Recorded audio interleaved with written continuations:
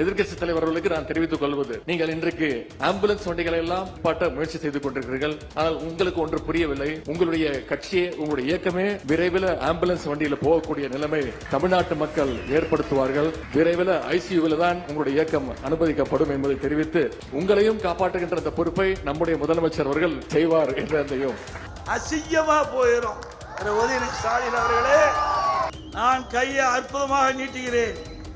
என் விரல் ஆடுகிறதா? சில பேருடைய விரல் ஆடுகிறது. யாருடைய விரல் ஆடுகிறது என்று உங்களுக்கு நல்லாக தெரியும். எங்களை பார்த்தா ஐசியூவில் இருப்புன்னு சொல்லுகிறீர்கள். எங்கள் உடம்பு வலிமையான உடம்பு. நேற்று நடந்த ஒரு விழாவில் பேசிய துணை முதல்வர் உதயநிதி ஸ்டாலின் அதிமுகவையும் எடப்பாடி பழனிசாமியையும் கடுமையாக விமர்சித்து, அதிமுக விரைவில் ஐசியூவில் தான் அனுமதிக்கப்படும் என பேசியிருந்தார். இதற்கு பதிலளிக்கும் வகையில் பேசிய எடப்பாடி பழனிசாமி, ஒட்டுமொத்த திமுகவையும் ஒரே மேடையில் டேமேஜ் செய்து துணை முதல்வர் உதயநிதி ஸ்டாலினையும் கடுமையாக விமர்சித்திருந்தார்.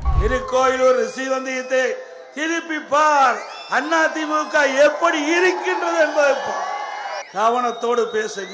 2000 ஆண்டுகளுக்கு முன்பே ஐயன் வள்ளுவன் அவர்கள் அழகாக சொல்லிவிட்டார், தீயனார் சுட்டப்பன் உள்ள ஆறுமே ஆறாது, நாவினார் சுட்ட வடு. தீயனார் சுட்டப்பன் கூட ஆறிடும், ஆனால் நாக்கில் இருந்து வருகின்ற வார்த்தை அது புண்படுத்தி விடும் என்று சொல்லி, ஆகவே எச்சரிக்கையாக பேசுங்கள். அதிமுக வலிமையோடு இருக்கின்றது. உங்களுடைய தந்தை தான் அடிக்கடி வெளிநாடு சென்று வருகிறார். அதனுடைய ரகசியத்தை கொஞ்சம் சொல்லும். எதற்காக வெளிநாடு போகிறார் என்ற ரகசியத்தை சொல்லும். நாங்க பேச ஆரம்பிச்சா அசிங்கமா போயிடும். உதயநிதி ஸ்டாலின் அவர்களே, நான் கையை அற்புதமாக நீட்டுகிறேன். என் விரல் ஆடுகிறதா? சில பேருடைய விரல் ஆடுகிறது. யாருடைய விரல் ஆடுகிறது என்று உங்களுக்கு நல்லாக தெரியும். எங்களை பார்த்தா ஐசியூவில் இருப்புன்னு சொல்லுகிறீர்கள். எங்கள் உடம்பு வலிமையான உடம்பு.